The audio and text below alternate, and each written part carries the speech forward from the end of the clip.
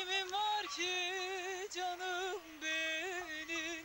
Hangi birini söyleyeyim? Çürümüş her yanım benim. Hangi birini söyleyeyim? Çürümüş her yanım benim. Anam mı var boynum büken, azat mı var içim döken? Bırakın çilemi çeken, belki dolar günüm benim. Anam mı var boynum büken, kardeş mi var içim döken? Bırakın çilemi çeken, belki dolar günüm benim. Ben derdimi kime edeyim?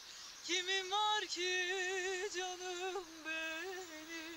Ben derdimi kime edeyim?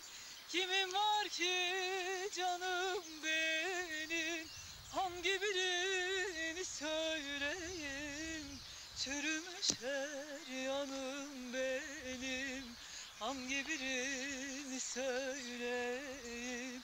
Çürümüş her yanım benim. Anam mı var boynum büken, azat mı var içim döken?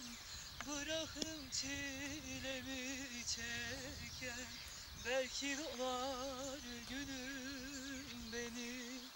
Anam mı var boynum büken, kardeş mi var içim döken? Bırakın çilemi çeken, belki dolar günüm benim.